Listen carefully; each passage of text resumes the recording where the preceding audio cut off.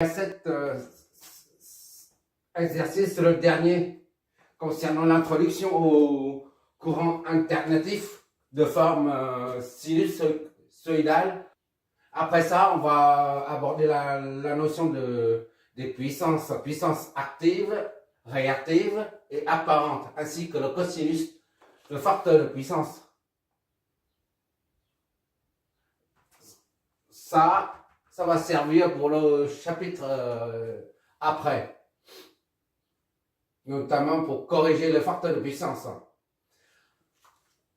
Avant de faire ça, je fais un petit rappel concernant un moteur. Un moteur, que ce soit en triphasé ou monophasé. D'accord? Monophasé ou moteur à courant continu.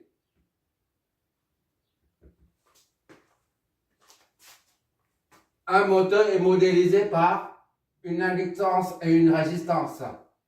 Voilà. Une inductance, c'est une bobine. Un enroulement. Donc la résistance propre de la bobine est représentée par R ici. D'accord? Ça c'est L. Voilà. On modélise un moteur par ce circuit-là. D'accord? Ici, on retrouve cette configuration-là. Il s'agit là tout simplement d'un moteur. D'accord?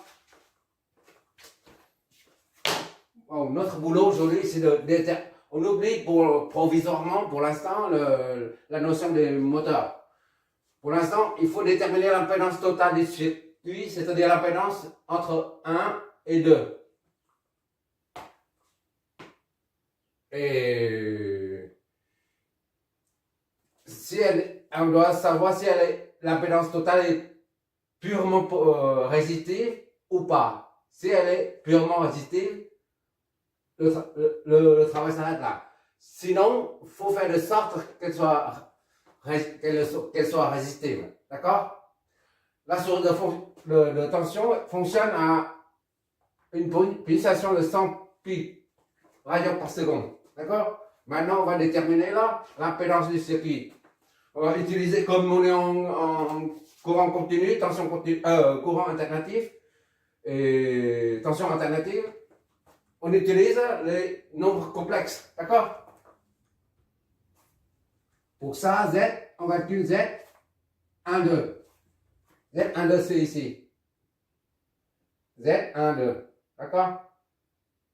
1, 2. D'accord? Z, 1, 2 est égal à ZR plus ZL. D'accord? ZR, il n'y a que la partie réelle. 0, 1, il n'y a pas de partie imaginaire, puisque l'opérateur J, le nombre imaginaire J n'existe pas. D'accord? Donc, ZR est égal à R. Plus ZL, c'est XL. D'accord? En nombre complexe, j'ai mis un chapeau là. A est égal à R plus J oméga L. D'accord? R est 0,1 plus J oméga L. Oméga L, c'est combien? Oméga, c'est 100 pi fois L, L 0,2. D'accord? Fois J. Tout ça, Z12 est égal donc à 0,1 plus 100 fois ça fait 20 pi. J. On voit qu'ici, il y a, le nombre imaginaire J, là. Il y a la partie imaginaire. Ça signifie que l'impédance totale n'est pas purement résistive. Si c'est purement résistif, il n'y a pas de nombre imaginaire. Comme ici, là, R seul. R est égal à 0,1. Il n'y a pas de partie imaginaire. Donc R est une impédance purement résistive. D'accord? Ici, il y a en plus de 0,1, il y a ça. Donc l'impédance n'est pas purement résistive. En d'autres termes, quand il y a l'impédance possède un angle de phase, ça signifie que l'impédance n'est pas purement résistive. On va voir s'il y a une phase. 0,1 plus 20π et G.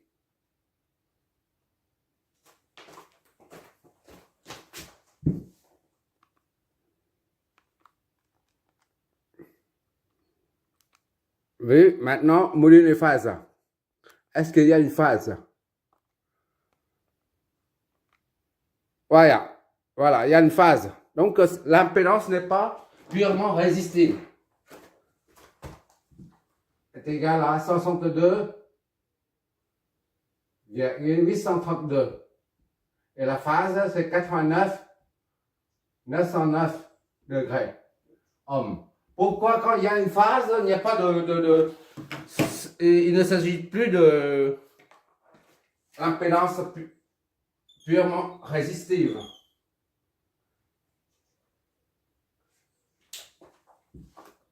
Comme on a dit, là, l'axe des réels.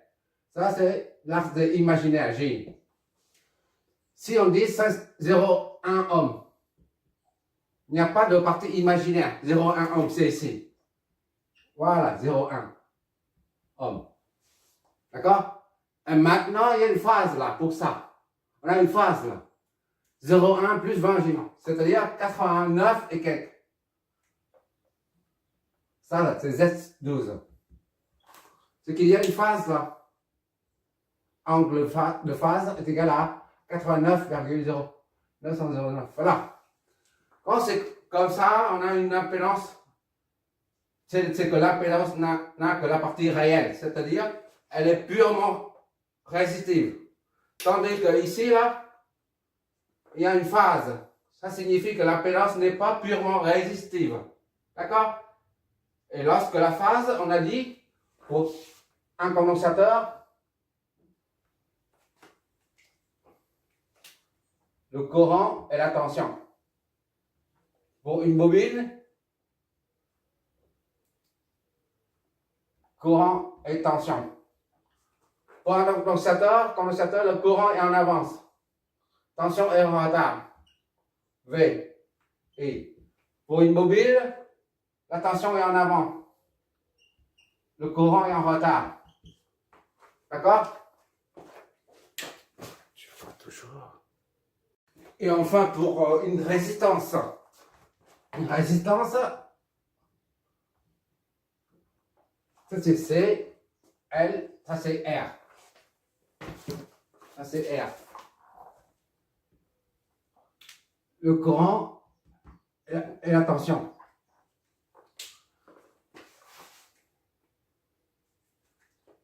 Si on trace sur ça, c'est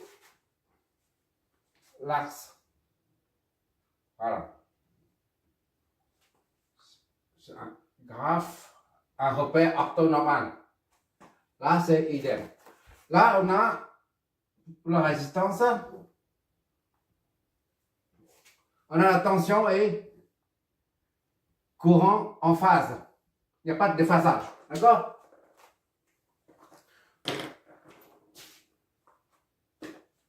C'est le fait d'avoir un condensateur ou une bobine d'inductance génère un déphasage. Une phase plutôt. 90 ici, 90 ici. D'accord? Mais quand il n'y a pas de condensateur, ni bobine d'inductance, il n'y a pas de phase. L'angle de phase est 0 degré. D'accord? Seulement, quand il y a un condensateur, une bobine, que ça génère un angle. Ici, là, la présence de la bobine génère cet angle-là. D'accord? Il n'est pas tout à fait à 90. D'accord? Mais il y a une phase. C'est-à-dire que l'impédance totale n'est pas purement résistive. Dès qu'il y a, pour moi, il y a un angle de phase, ça signifie que dans le circuit, s'il y a plusieurs éléments, on ne voit pas dedans. On ne voit pas. Si à l'intérieur, par exemple, c'est une boîte noire, on nous dit c'est une boîte noire qui sort ici. On ne sait pas des milliers de composants dedans. Ça peut être 100 condensateurs, 20 mobiles et 10 résistances, par exemple. Mais on ne nous dit pas ce qu'il y a là-dedans.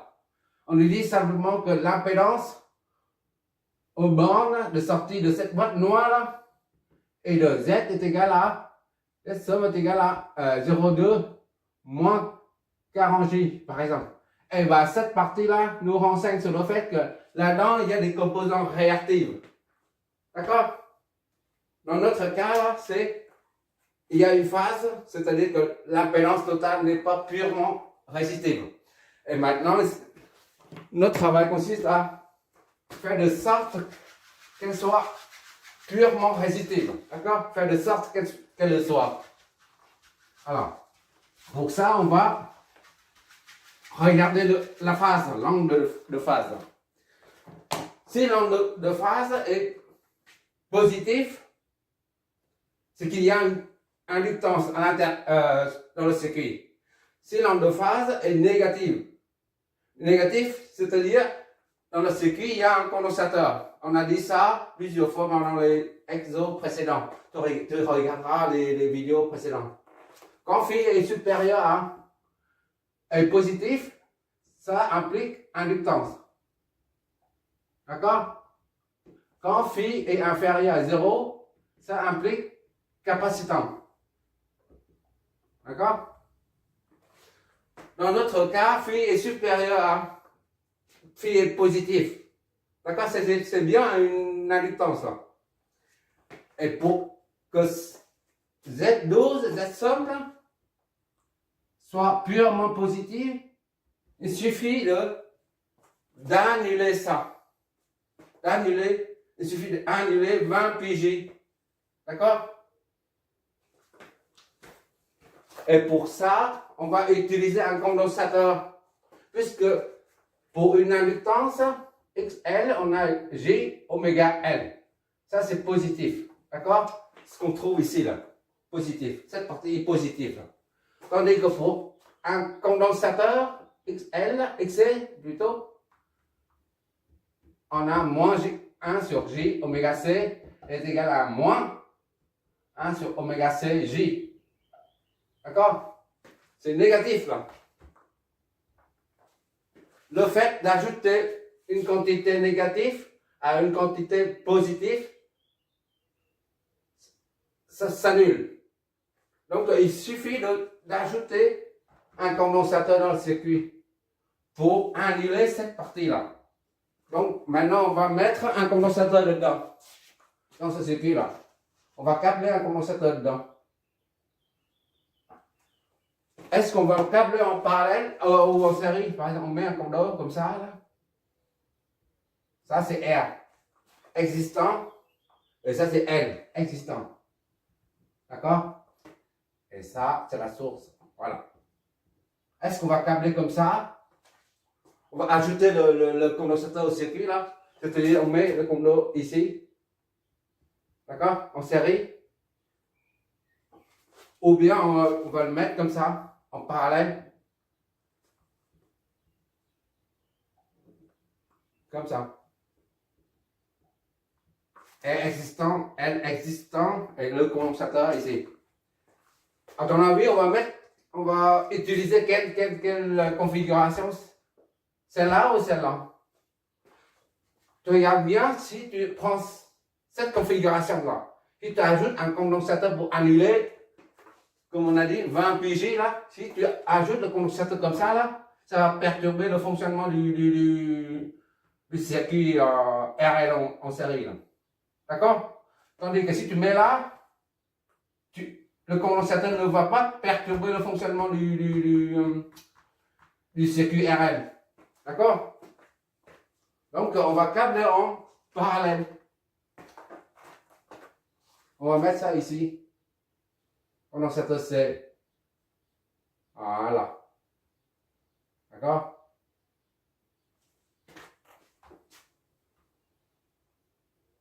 C.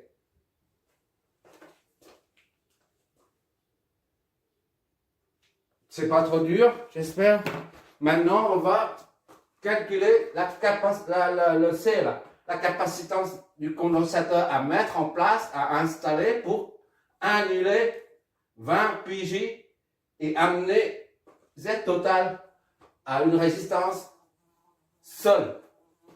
C'est-à-dire Z, impédance totale est purement résistive, sans la partie imaginaire.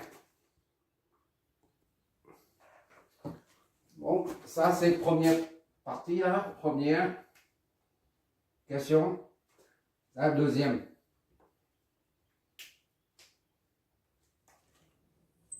Voilà, comme ça c'est fait. La résistance R et L sont toujours en place. On a toujours 1, 2 là qui est égal à 0,1 plus 20 BG. Maintenant on ajoute ça, c'est-à-dire que le condensateur se trouve en parallèle avec ce qui est là. D'accord?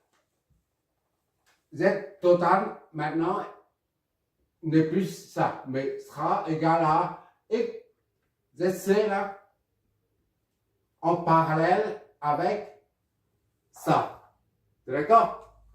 Z12 là. Donc, on calcule à nouveau l'impédance totale. Après avoir mis en place le condensateur C. D'accord? Donc, c'est ZC produit sur somme.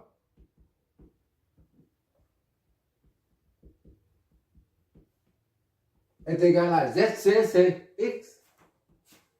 C fois Z12 sur XC plus Z12.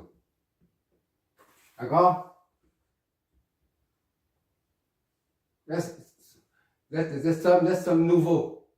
Voilà, comme ça, pour bien distinguer. XC, c'est moins G sur oméga C.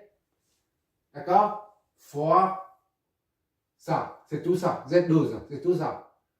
0,1 plus 20 PG divisé par moins G oméga C plus 0,1 20 PG.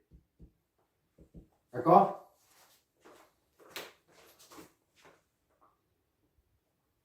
Continue. On remplace oméga par sa valeur, soit moins G là, divisé par oméga, c'est 100, d'accord? 100 pi là.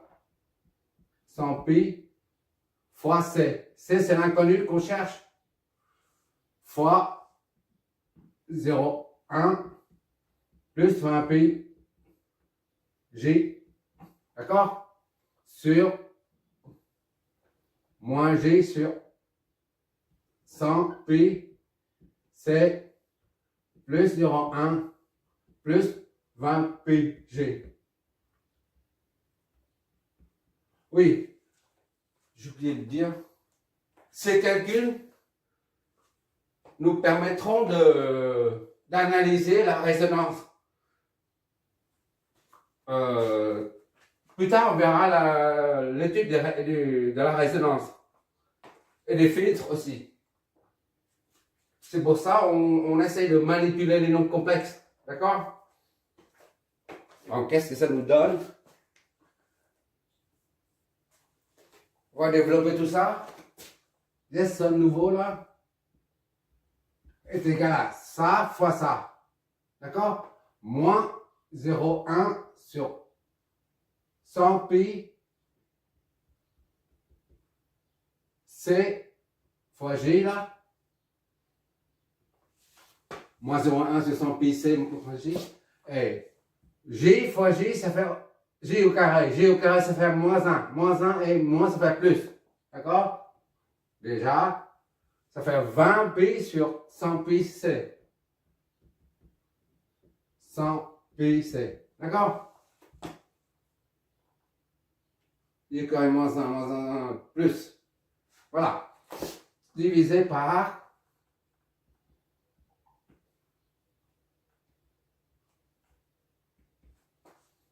on met 0,1 devant et on met ça en facteur, J en facteur. Il nous reste 20 pi. 20 pi moins 1 sur 100 pi c. D'accord?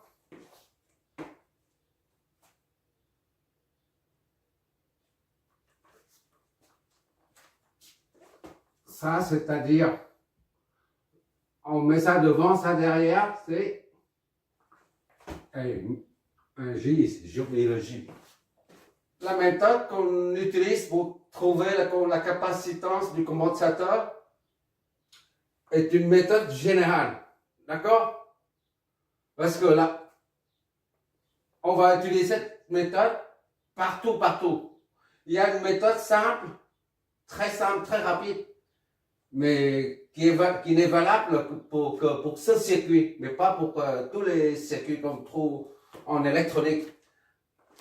Par contre, la méthode qu'on est en train d'utiliser là, avec les nombres complexes, tout ça, ça a l'air très long, mais ça s'applique à tous les circuits. Surtout en électronique, tu verras, tu seras obligé d'utiliser cette méthode pour déterminer pour annuler les parties imaginaires, un nombre complexe. D'accord? Ça, c'est la méthode générale.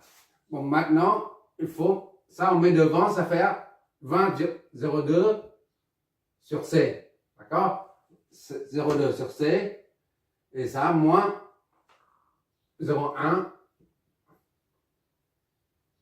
sur 100 pi, on laisse comme ça, fois J. Divisé par 0,1 plus ça multiplié en haut, ça fait 2000 pi carré,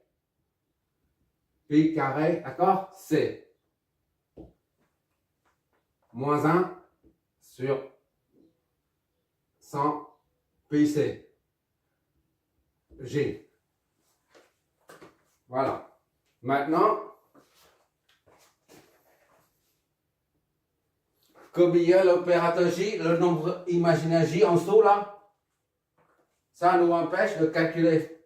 Donc il faut faire disparaître le J, le nombre imaginaire J. Et pour ça, on doit utiliser le produit d'un nombre complexe par son conjugué.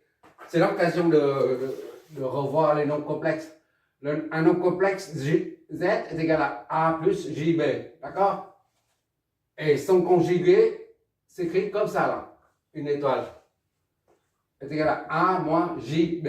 Tout simplement. D'accord? Et quand tu fais ça fois ça là, Z fois Z conjugué, comme le verbe conjuguer le verbe est égal à A au carré plus B au carré, tout court. D'accord? Voilà. C'est la formule. Tu verras, tu revois le calcul des nombres complexes. Donc ici, on multiplie par son conjugué. Multiplié par son conjugué, ça donne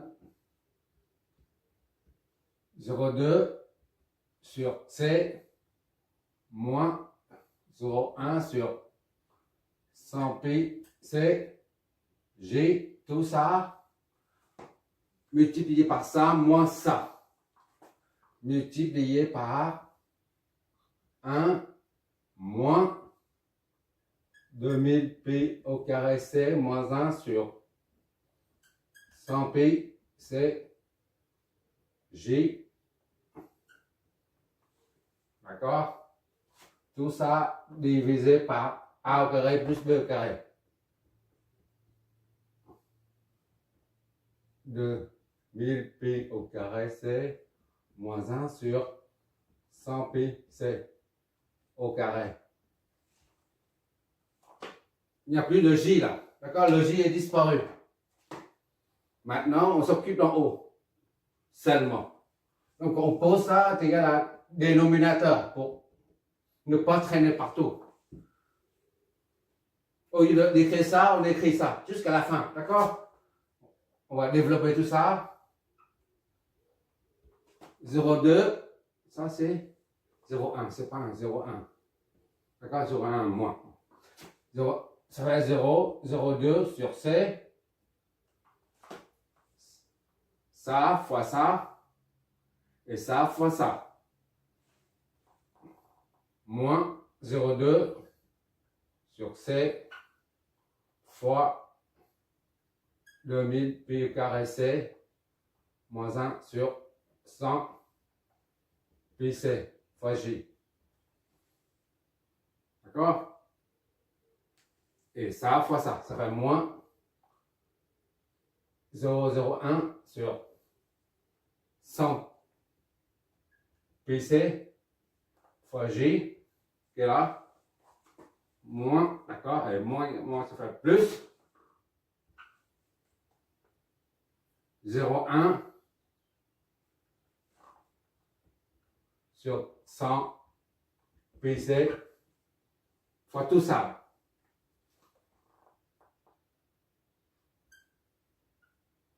Fois 2000 pi au carré C moins 1 100 pi C G. Voilà. Je m'éloigne un peu pour mieux voir. Qu'est-ce que ça nous donne? On va régler tout ça. Il faut faire une fois, même si c'est long, mais il faut faire une fois. Ça c'est 0,02 divisé par C. D'accord? Et ça, moins. Pas trop.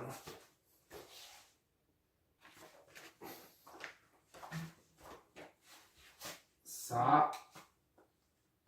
J. Et J, ça fait J au carré. Ça fait moins 1. Moins 1, ça fait ici moins. Moins et plus, ça fait moins. D'accord?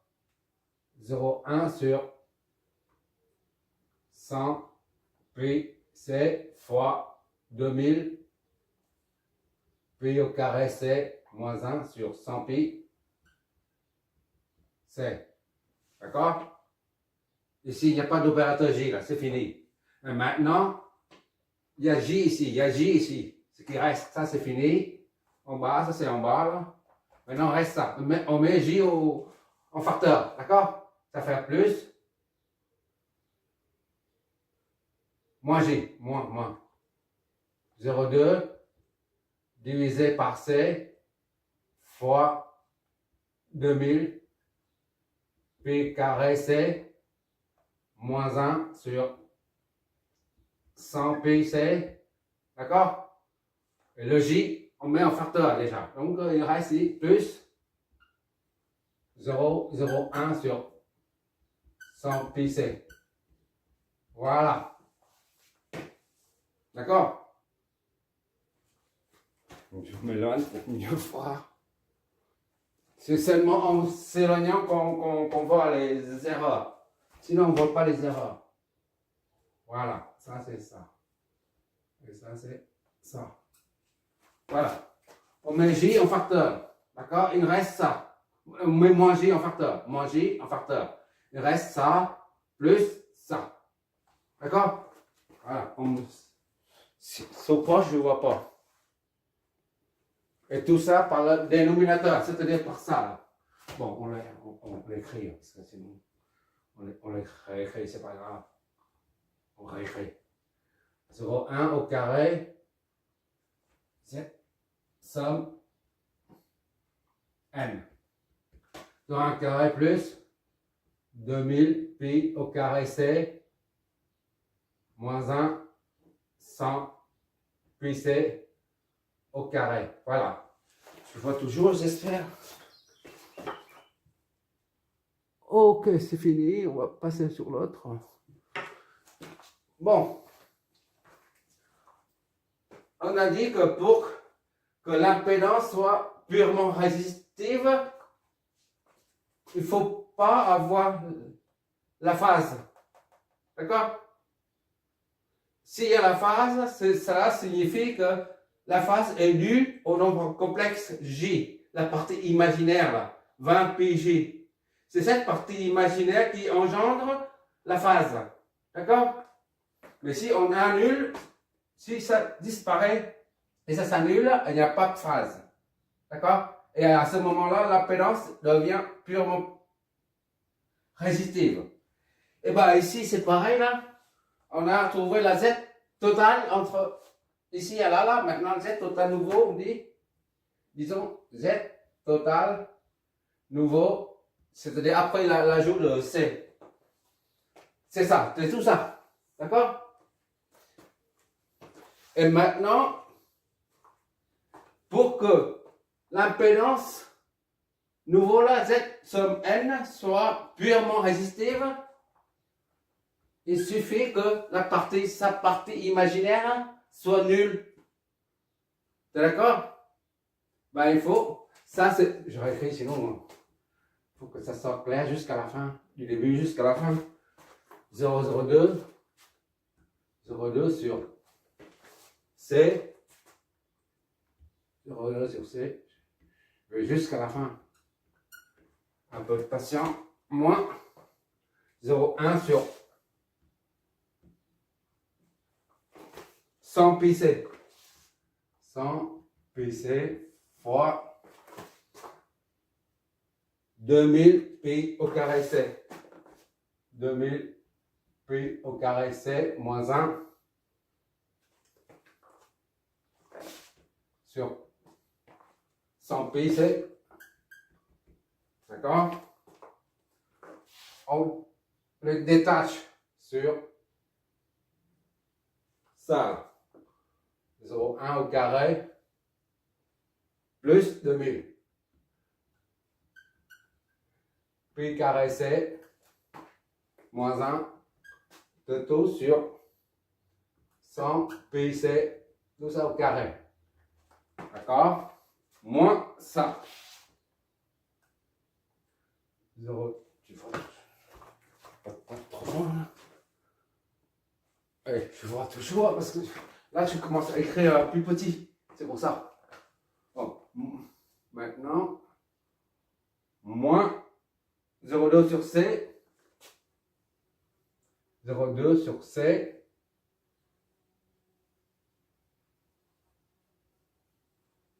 Fois 2000. Pi carré C. Moins 1 sur 100 pi C. D'accord? Ça fois ça. Plus 0,01 sur 100 pi C. Pi C. J. Tout ça divisé par le même dénominateur là. 2000. Je fais petit maintenant. Sur 100 pi. C au carré. D'accord?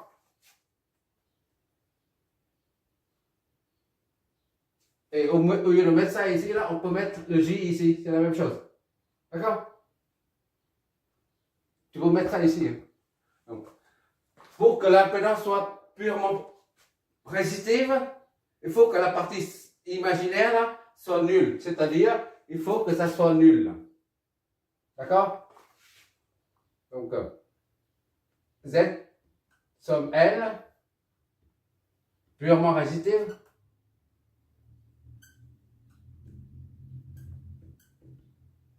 Si seulement si on a tout ça là, ça nul. C'est-à-dire 0, 2 divisé par C, 2000, puis au carré C, moins 1 sur 100 pi, C, plus 0,01 sur 100 pi C. D'accord? Fois J sur 0,1 au carré plus 2000 pi carré C moins 1 sur 100 pi C au carré est nul. D'accord? Et ça, pour que ça s'annule, il faut que la partie supérieure du numérateur soit s'annule. La partie inférieure ne peut pas être nulle, sinon ce sera indéfini. Ça n'a pas de sens. D'accord? C'est-à-dire 0,2 sur C fois 2000 pi carré C moins 1. D'accord? 100 pi C plus 0,01 sur 100 pi C. s'annule. Tout ça s'annule, d'accord? Voilà, je mets comme ça, c'est mieux. Et par conséquent, ça devient 0,2 sur C fois 2000 pi carré C moins 1 sur 100 pi C est égal à plus 0. Alors, ça, je vais réécrire. C'est pas bon de réécrire tout le temps.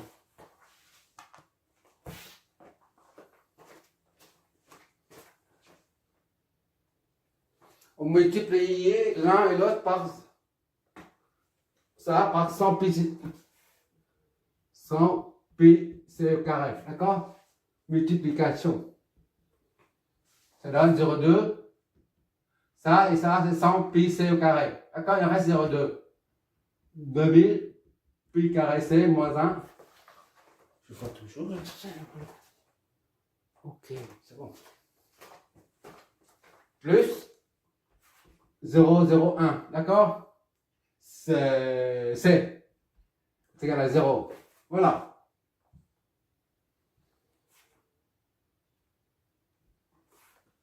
Voilà.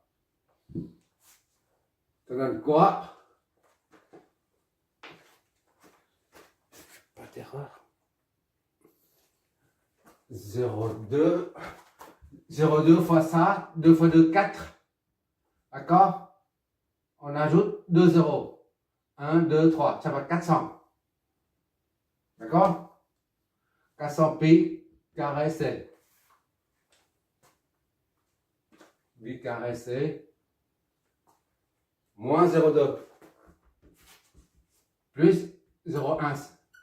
0,1 C est égal à 0. D'accord? Donc, on met C en facteur. 400 pi carré C. C'est moins un facteur. Il nous reste plus 0,1. 1. Moins 0,2 est égal à 0. Et par conséquent, C est égal à 0,2 sur 400 pi carré plus 0,01. Qu'est-ce que ça nous donne comme capacitance?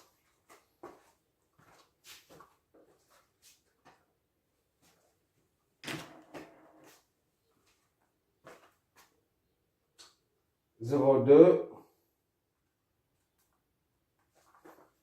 divisé par 400 pi au carré plus 0,01.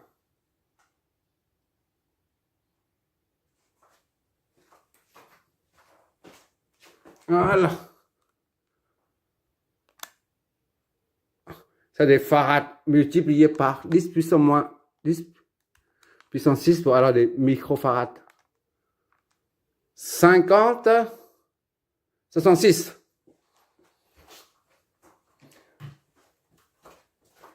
C est égal à 50, 66 microfarads. D'accord? Donc, il suffit de installer un condensateur de capacitance 50, 66 microfarads ici, là, pour avoir 50, 66 microfarads. Pour annuler 20 PJ. On vérifie tout de suite. Il suffit de installer un condensateur dont la capacitance correspond à 50-66 microfarads, ici, là, pour annuler l'effet de inductif dû à la bobine. D'accord? On va calculer XC, moins J sur oméga C, d'accord? Ça va faire moins J 1 sur oméga C.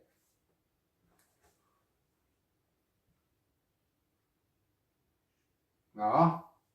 Au lieu de... Il faut vérifier, hein. Après on vérifie l'impédance totale après. Voilà. C'est moins J 1 sur oméga C. Oméga c'est 100 pi. On reprend ça. Pour ne pas commettre beaucoup d'erreurs, 400 pi au carré, plus 0,01. Voilà. Qu'est-ce que ça nous donne? Xc est égal à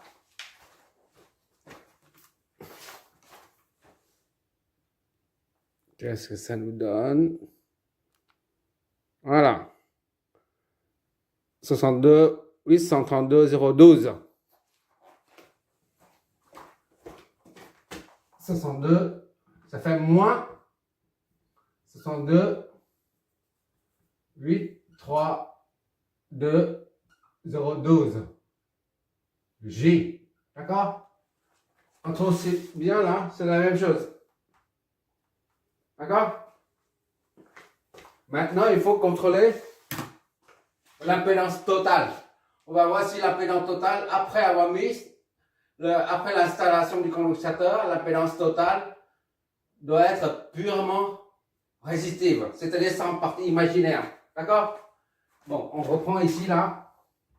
Z somme, oui, impédance totale nouveau là, nouvelle là, est égal à ZXC fois Z12 sur XC plus Z12. D'accord? Oh, XC c'est ça. Moins 62, 8, 3, 2, 0, 12. J, d'accord? Fois Z12. Z12 c'est ça là. Ça n'a pas changé, d'accord? 0,1 plus 20 pi J. D'accord? Divisé par moins 62, 800, 8, 3, 2, 0, 12 J, plus ça, produit sur somme. Et normalement, on doit avoir une impédance totale qui n'a pas de partie imaginaire. C'est-à-dire la partie imaginaire est nulle. D'accord? On vérifie tout de suite. Est-ce que c'est bon? On réutilise le résultat de XC précédent. D'accord? Voilà. Moins le résultat précédent est J. D'accord? Ça nous donne, voilà, 39 478,5 ohms et 0 J. C'est-à-dire, il n'y a pas de partie imaginaire. Là, c'est 39 4 7 8,5 et plus 0 J. Soit Z somme N est égal à 3, 9, 4, 7, 8,5 ohms. D'accord? Il n'y a pas de partie imaginaire, c'est purement résistif. Soit 39,48 kilo-ohms. Voilà. Une fois le condensateur de 50-66 microfarads est installé, l'impédance totale, c'est 39,448 kilo purement résistif. Il n'y a pas de partie J là, 0 J. Voilà, c'est terminé. C'est-à-dire qu'il n'y a pas de phase. Soit 39, 4, 7, 8,5 et la phase est nulle. J, c'est l'opérateur qui génère la phase. Or, il n'y a pas de phase, il n'y a pas de J, c'est-à-dire qu'il n'y a pas de phase. Et par conséquent, ça implique une résistance ou une impédance pure. Autrement dit, en d'autres termes, la source voit tout ça comme un circuit purement résistif, où il n'y a pas de condensateur ni inductance. D'accord? C'est ça qu'on va utiliser pour évaluer les puissances actives et réactives. Tu regarderas le résultat des simulations, d'accord? Merci d'avoir regardé.